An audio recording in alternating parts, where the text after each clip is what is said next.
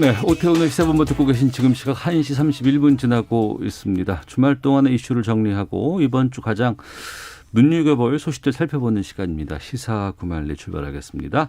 문화일보의 이현종 논설위원 나오셨습니다. 안녕하십니까? 네, 안녕하세요. 예, 오마이뉴스 박정호 기자도 함께합니다. 안녕하십니까? 네, 안녕하십니까? 예, 단일화 19일 날까지 하겠다고 했었거든요.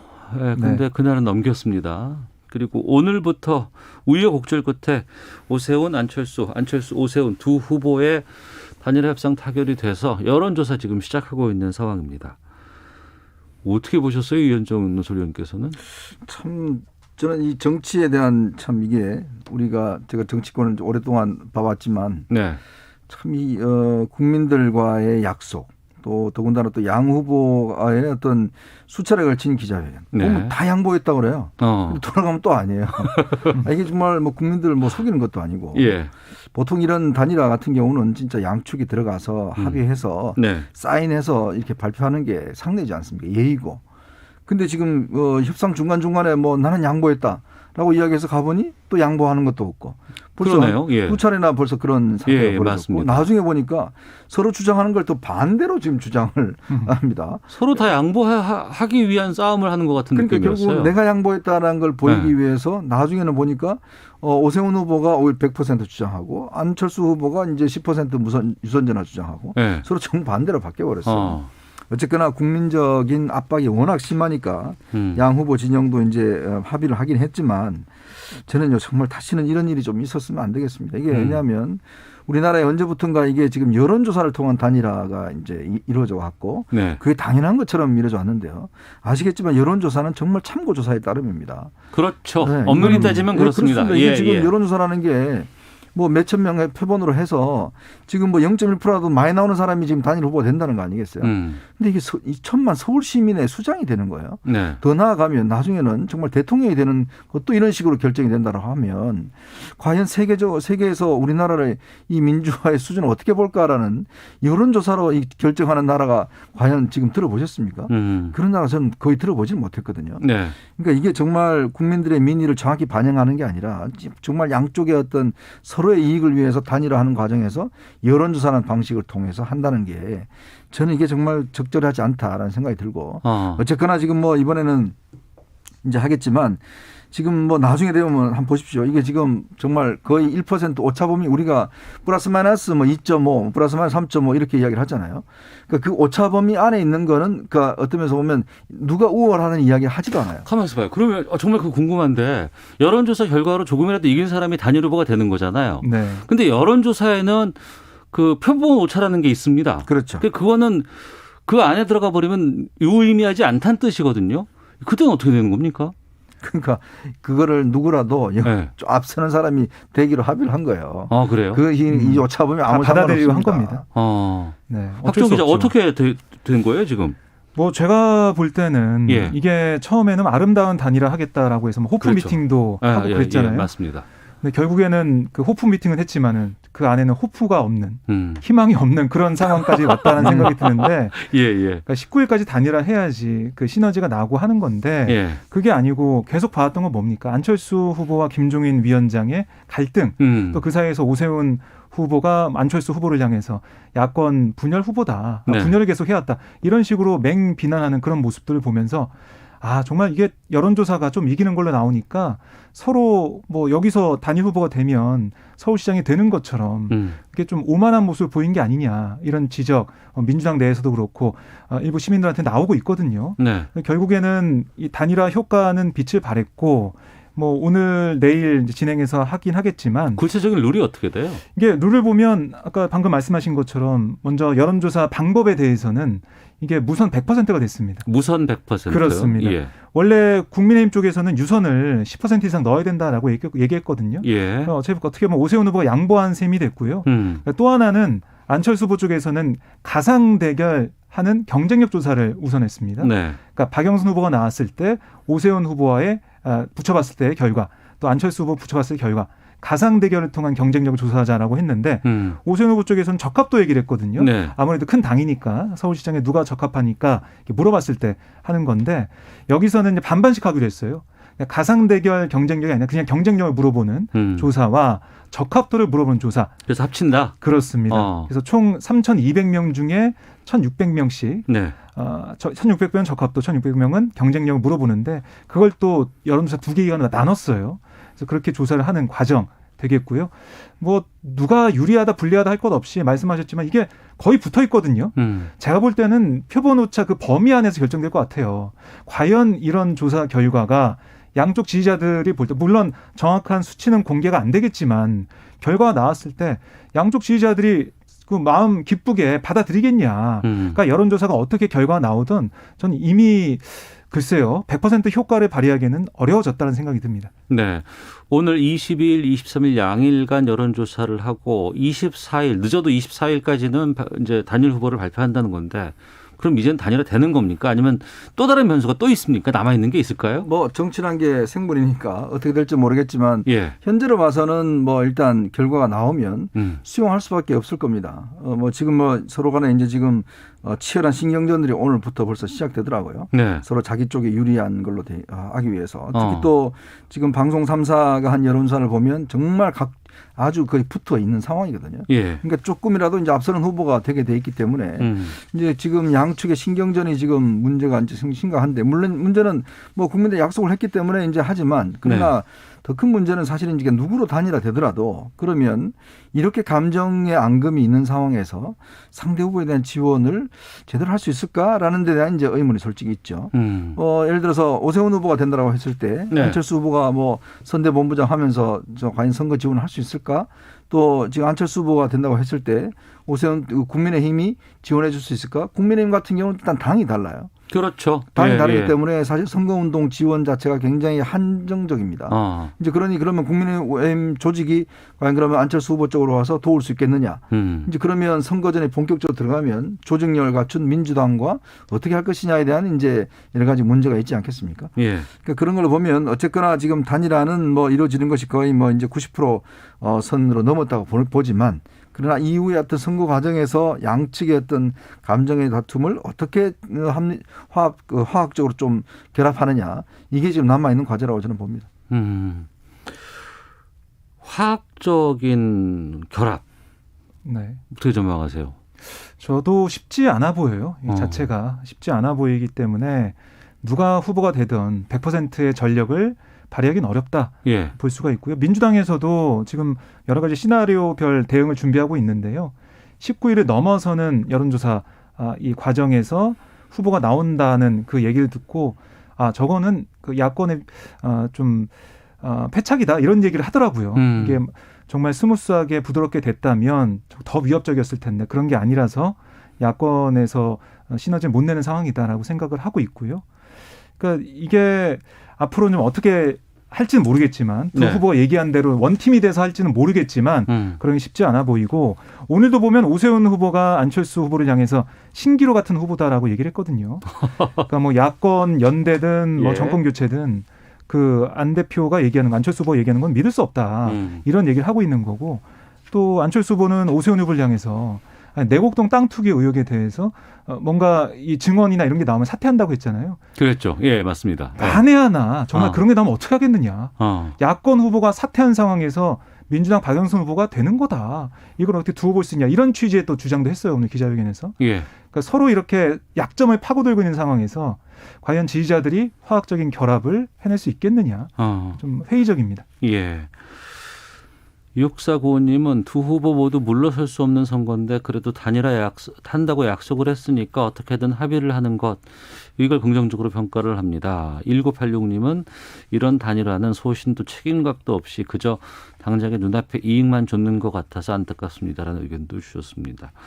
여기에 반해서 이제 범여권의 후보인 더불어민주당 박영선 후보 여러 가지 정책 행보를 좀 이어가고 있는 상황입니다. 계속해서 이제 부각되기 위한 여러 가지 얘기들이 좀 나오는 것이고 공약들도 나오는데 10만 원의 재난위로금 카드를 꺼냈는데 이건 어떻게 보고 계세요? 위원정 논설위원께서는. 뭐 박영선 후보는 이제 뭐 김진애 후보와 이제 단일화 끝냈기 때문에 네. 좀 더 빠른 이제 정책 그 행보를 하는 것 같아요. 지금 뭐 각 그 구청들을 지금 하루에도 몇 군데씩 이제 돌아다니면서 구청의 어떤 각 구별에 뭐 적합한 공약들을 지금 제기를 하고 있는데 지금 대표적으로 이제 10만 원 재난 위로금 카드인데 이게 이제 뭐 잘 이해는 못하겠습니다만 블록체인 기술에 뭔가 뭐 도입을 디지털 해서 화폐를 디지털 화폐로 준다라고 네. 이야기를 하고 있는데요. 뭐 어떤 방식으로 줄지는 모르겠습니다만은 그런데 지금 이 선거가 실시가 되면서 사실은 이게 보궐선거잖아요. 이 보궐선거 지금 비용 자체 한 800억 정도 든다고 그래요. 아, 보궐선거만 치러지는데 그렇죠. 들어는 이 선거, 비용이. 서울시 선거 안에 드는데 지금 그렇지 않아도 지금 오늘 또 뭐 서울시가 또 10만 이 재난지원금을 소상공인한테 뭐 100만 원씩 1조 원 가량을 지금 뿌린다고 이야기를 하고 있는데요. 예. 물론 뭐 어떤 시 차원에서 재난지원금을 지원할 수 있는 그런 어쩔 수 없을 겁니다만은 예전에 제가 어렸을 때 시골에서 이렇게 선거를 보면 어머니가 이렇게 고무신 받아오고 뭐 이런 게 많았었거든요. 예, 예. 그 선거 유세 가서 한번 박수 치고 오면. 근데 참 이게 형태는 달라졌지만 이게 지금도 여전한 거 아닌가라는 저는 솔직히 그런 생각이 듭니다. 선거 때만 되면 지금 뭐 사실 박영선 후보 10만 원 이야기하면 이제 단일 후보 되면 야권 후보가 이거 안 된다고 이야기 못 합니다. 준다는데 그럼 저는 좀 더 드리겠습니다 이야기를 하지 그 이야기를 못 해요. 지금 예. 부산 보십시오. 지금 가덕도 특별공항 공항 특별법 통과시켰죠. 그러니까 서로 이 상승 효과가 있는 거예요. 한쪽에서 주장하면. 근데 국민들 입장에서는 이 10만 원 받으면 나중에 얼마를 또 내야 될까요? 세금으로. 그러니까 좀 그 옛날에 김대중 대통령이 그런 이야기 한 적이 있어요.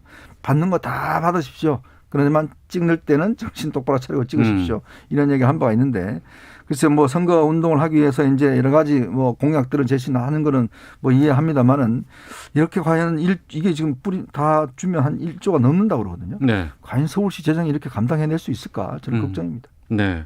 박정 기자는요. 네. 그러니까 이게 재난위로금 같은 경우는 사실 경기도에서는 하고 있고요. 서울시에서는 왜 안 하냐 그런 얘기 시민들이 많이 했었죠. 거기에 부응하는 차원으로 보이고 그다음에 소요 예산 같은 경우는 지금 보면 여러 가지 뭐 축제 비용 이런 것들이 불용된 게 좀 있기 때문에 여력이 있다라고 얘기를 하고 있고 또 오늘 뭐 박영선 후보가 유치원 무상급식도 얘기를 하던데 유치원의 무상급식. 그렇습니다. 유치원에도 무상급식 한다고 얘기를 하던데요. 그러니까 이런 재난 위로금과 무상급식 뭐 이런 카드들이 저는 어떻게 보면 오세훈 후보를 겨냥한 그런 정책을 좀 보여지기도 합니다. 오세훈 후보가 무상급식을 반대했다가 10년 전에 사퇴를 했고 이번에도 토론에 나와서 보면은 무상급식을 세금급식이라고 비판했거든요. 네. 그러니까 10년 전하고 달라진 게 없는 그런 모습들 또 이 재난 위로금의 좀 부정적인 국민의힘과 야권의 그런 비판적인 모습들 거기에 대해서 맞대응 카드를 내걸고 이제 정말 정책적인 승부를 해보자 이런 차원이기 때문에 여기에 대한 서울 시민들의 선택이 중요해 보입니다. 네. 올 초부터 정말 판세가 요동을 쳤습니다. 또 최근에 또 LH 이 사태가 터지고 나서 더욱더 그런 것 같은데 어제 가장 최신 여론조사를 보면 좀 규모가 커요. KBS, MBC, SBS 이 지상파 방송 3사가 입소스, 코리아 리서치, 한국 리서치 이 세 개 여론조사 기관에 공동으로 의뢰를 해서 1,006명에게 물어본 여론조사가 있습니다. 서울 지역 만 18세 이상 1,006명을 대상으로 조사한 결과고 신뢰 수준은 95% 수준의 표본 오차 플러스 마이너스 3.1%포인트입니다. 범야권 단일 후보 적합도에서 오세훈 후보 34.4%, 안철수 후보 34.3%, 0.1%포인트 차가 나왔고요. 또 적합도에서는 오세훈 후보 경쟁력. 네. 경쟁력이죠. 경쟁력에서는 오세훈 후보가 39%, 안철수 후보가 37.3%가 나왔습니다. 그리고 보궐선거 후보 지지도의 경우에는 단일 후보로 했을 경우에 박영선 후보가 30.4%, 오세훈 후보 47%, 격차가 거의 17%포인트까지 나는 거고요. 안철수 후보의 경우에는 박영선 29.9, 안철수 45.9%로 여기에도 차이가 좀 꽤 벌어지고 있습니다. 자세한 내용은 이 여론조사 홈페이지나 아니면 중앙선관위 홈페이지에서 확인하실 수 있는데요. 판세 두 분 어떻게 보고 계세요?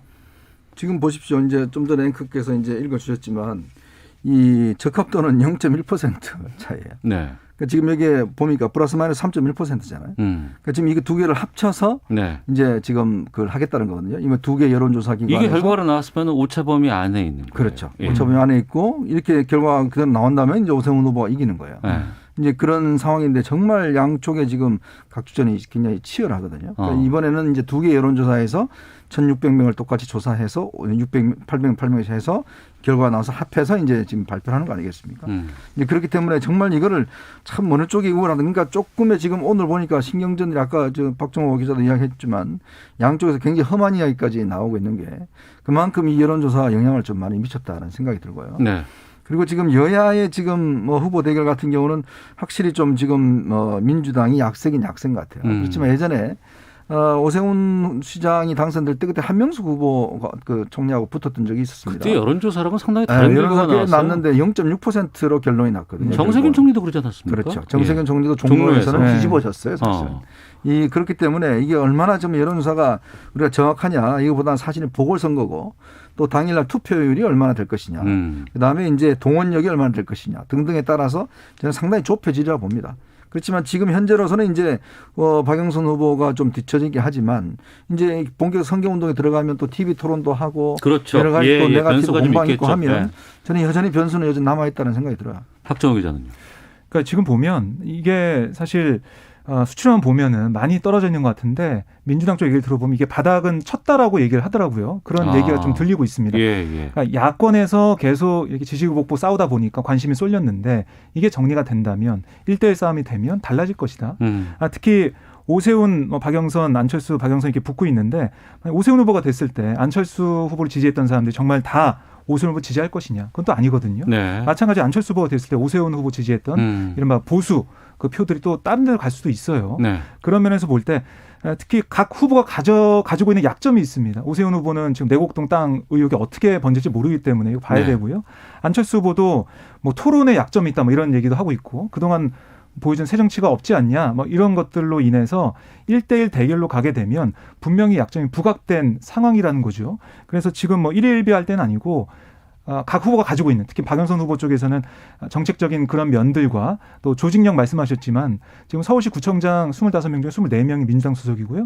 시의원도 100명이 넘습니다. 거의 다 조직을 장악하고 있기 때문에 그런 면에서는 포기할 때는 아니다라고 보고 있습니다. 알겠습니다. 자, 시사구말리 이현정, 박정호 두 분과 함께 말씀 나누고 있는데요. 다음 주제 다뤄보겠습니다. 한명숙 전 총리의 정치자금법 위반 사건에서 당시 한 전 총리가 유죄를 받았습니다. 이 과정에서 검찰이 증인에게 거짓 증언을 하도록 유도했다는 의혹이 계속 불거졌고 이 사건의 공소시효 마감일이 오늘 밤 자정입니다. 대검이 지난 3월 5일에 이 사건 관련해서 무혐의 처분을 내렸고 하지만 박범계 장관이 수사 지휘권 발동해서 재논의를 했습니다. 그리고 여기에서 또 무혐의 처분을 냈습니다. 대검찰청 부장회의 결과인데요. 여기에 대한 입장을 오늘 오후에 박범계 장관이 내놓는다고 하는데 먼저 이 상황 어떻게 보고 계시는지 이현정 논설위원께서 먼저 좀 의견 주시죠. 네. 바늘로 코끼리를 죽이는 방법 아세요? 죽을 때까지 찌른다는 거죠. 어떻게든 죽을 테니까. 네. 그럼 이제 사실 이 사건도 저는 그런 걸로 보여요. 진짜 이 한명숙 전 총리 문제는 본안은 이미 확정이 됐습니다. 네, 대법 확정이 됐죠. 네. 문제는 이제 그 재판 과정에서 모해 위증, 즉 해를 입힐 목적으로 위증을 했다라는 죄거든요. 네. 그러니까 거기에 있는 이제 그 재소자를 기소를 할 경우에 그 사람을 교사했던 검사도 똑같이 공소시효가 중단이 돼요. 네. 그러면 그 사람에 대한 조사 처벌을 할 수가 있습니다. 그래서 이걸 지금 하는 거거든요. 결국은 뭐냐면 자 이게 검찰이 뭔가 어떤 이런 잘못된 방법을 통해서 한 전 총리의 유죄를 유도해냈던 그런 게 있다라고 하면 사실 본안은 뒤지기는 힘들어요. 그런데 이제 이렇게 되면 어떤 사면이나 다른 방법의 재심이라든지 그걸 할 수 있는 이제 법적 근거가 되는데 사실 이 문제는 이미 지난번 추미애 장관이 수사지휘권을 한번 발동을 했습니다. 그래서 대검과 서울중앙지검 인권수사부에서 중앙지검 누가 있습니까? 이성윤 중앙지검이 있잖아요. 거기서 무혐의 났어요. 그걸 또 이제 또 수사지휘권을 한 겁니다. 그래서 정말 전국에 14명의 검사들 중에서는 최고참들이죠. 고검장 6명, 대검 부장들, 검사 경력으로 한 30년 되는 분들이 뭐 하루 종일 토론을 해서 결론을 내린 겁니다. 네. 10명이 안 된다 이거 기소. 그 중에서는 일부 뭐 친정권 사람도 있어요. 2명은 기권을 하셨어요. 도대체 어떻게 왜 기권했는지 모르겠지만 2명은 이제 기소해야 된다라고 이야기를 한 겁니다. 그렇다면 우리가 대법원도 보면 대법원 판결도 보면 일단 과반수가 넘으면 확정이 되지 않습니까? 네. 그렇다면 이거는 이제 받아들여야 되는데 받아들여야 된다고 생각합니다. 그러니까 당연하죠. 이게 뭐 그럼 뭐 어떻게 하겠습니까? 아니 이게 법리적으로 판단을 해서 정말 최고의 경력을 갖고 있는 검사장들이 고검장들이 해서 이건 사건이 안 된다. 네. 기소하지 않는다 그러면 결론이 내야 되는데 문제는 이제 오늘 오후에 이제 발표를 하겠다고 하는데 그래서 이걸 수용할지 안 할지는 모르겠습니다만 예상은 어떻게 하세요? 일단 이거는 수용할 수밖에 없을 거예요. 그렇지만 이 감찰하는 게 또 있거든요. 감찰이라고 그러니까 그러면은 법무부와 지금 대검에서 이 검사들에 대한 감찰하는 게 있습니다. 네네. 이제 그거는 또 계속 할 것 같아요. 공소시효와 상관없으니까 네, 할 것 그거는. 없이 네. 그러니까 끝까지 할 것 같은데 정말 좀 너무 심한 게 아닌가. 어떤 한 사람을 위해서 이렇게 수사지휘권까지 2번 하고 이렇게 모든 검사장들 견해까지도 이렇게 법무부장 하는 게 네. 과연 이럴 만한 사건인지 저는 잘 모르겠어요. 박정호 기자는요. 예, 뭐 우선은 이 대검 부장 고검장 회의의 결론을 박범계 장관이 받아들일 가능성이 커 보이고요. 네. 왜냐하면 이게 절차적으로 문제가 있으니까 다시 한번 토론해 봐라. 이게 수사지휘권 발동의 내용이었는데 그대로 한 부분이고 결론은 그렇게 이게 불기소 처분이 나왔기 때문에 그렇게 가는 것 같고요. 네. 근데 말씀하신 대로 합동 감찰 부분이 저는 더 눈에 들어옵니다. 합동 감찰이 눈에 들어온다. 그러니까 이게 보면 이 의혹과 관련된 재소자들을 이 검찰이 검찰청으로 뭐 한 달에 수십 차례씩 불러가지고 조사를 하고 뭐 정보를 제공하면서 외부인과 연락할 기회를 줬다는 게 그거는 뭐 사실로 드러나고 있거든요. 네. 그러니까 실제로 한명숙 수사팀이 지난해 모해진 교사 의혹 보도에 대해서 해명하면서 관련 재수사 가족 검찰청을 불러서 외부 음식을 함께 먹도록 했다. 여기까지 인정을 했습니다. 예. 그 부분들 잘못된 부분이 있고 또 이런 수사 행태를 보면 수사 기록도 남기지 않는 그런 수사를 진행하기도 했어요. 그런 부분들. 그리고 만약에 이게 잘 얘기하면 뭔가 특혜를 줄 것처럼 그리고 별건 수사를 암시하면서 자백을 강요하는 모습들 네. 이런 것들은 다 정황이 드러나 있거든요. 이게 잘한 짓인가 잘한 일인가 그건 아니잖아요. 그러니까 이런 검찰의 잘못된 수사 관행에 대해서는 확실히 이번에 도려내겠다. 이런 감찰의 목적이 있기 때문에 네. 이런 부분들은 뭐 공소시효가 이건 뭐 지나가지고 이런 잘못된 수사 관행에 대해서는 처벌을 할 수 없겠지만 이런 부분들을 지휘 감독해서 검찰 개혁의 동력을 삼을 수 있다. 뭐 이렇게는 느껴집니다. 두 분 뭐 시각은 다를 수 있지만 지금 오늘 오후에 나오는 것은 그 대검 회의에서 결정은 수용을 하되 감찰을 지시할 것 같다. 이렇게 지시는 했죠. 지시했고 그 내용들을 아마 오늘 좀 이야기할 것 같아요. 알겠습니다. 그리고 오늘 아침 출근길에서 박범계 장관이 지금 검찰총장 자리가 지금 공석인 상황이거든요. 그렇죠. 윤석열 전 검찰총장 후임 인선 작업에 대해서 오늘까지 국민 천거를 마치고 다음 절차로 이행돼야 한다면서 신중히 해야 하지 않을까 생각한다. 이런 말을 했습니다. 후임 인선에 대해서 입장 듣고 마치도록 하겠습니다. 이현정 논설위원님. 이미 벌써 뭐 하마평이 오르고 있죠. 이성윤 그래요? 중앙지검장이냐 한동수 감찰 부장이냐 그다음에 이제 조남관 대행은 아마 좀 물 건너 간 것 같다 하는 이야기 나오고 있는데 그래서 아마 잘 임명해야 될 겁니다. 과연 국민들이 지금 이 LH 문제 때문에 사실 이제 검찰권 자체가 지금 뭐 전혀 힘을 못 쓰고 있는 상황이잖아요. 그런 상황에서 또 너무나 정권과 가까운 사람을 임명하면 이게 또 오해받을 수 있습니다. 네. 자칫 이게 또 내년 대선의 중요 쟁점이 될 수가 있어요. 저는 그런 측면에서 정부가 정말 잘 판단해야 된다. 과연 자기 사람 임명하는 게 좋은 것인지 아니면 정말 국민들이 보기에 저분이면 중립적이겠다라고 하는 게 옳을 것인지 이해관계를 좀 떠나서 저는 해야 되지 않나 싶습니다. 네. 지금 이 작업은 박상기 전 법무부 장관이 위원장을 좀 맡고서 활동하고 있는 거죠? 있죠. 추천위원회에서. 박정호 기자는 어떻게 보세요? 아무래도 김호수 전 법무부 차관이 유력하지 않을까. 김호수 차관이 들고요, 오히려. 차관. 이성윤 뭐 지검장 같은 경우는 사실 이번에 김학의 전 법무부 차관 불법 출국 금지 의혹의 피의자로 뭐 어떻게 보면 올라 있기 때문에 쉽지 않을 것 같고 조남관 대검 차장검사 직무대행 같은 경우는 이게 이번에 보여주는 그런 모습들, 고검장들 참여시키는 이런 모습들 때문에 아마 좀 안 되지 않을까 하는 생각이 듭니다. 알겠습니다. 문화일보 이현정 논설위원, 오마이뉴스 박정호 기자와 함께한 시사구말리 여기서 마치도록 하겠습니다. 두 분 고맙습니다. 네, 고맙습니다. 감사합니다. 오태훈의 시사본부 마치겠습니다. 내일 12시 20분에 다시 인사드리겠습니다. 안녕히 계십시오.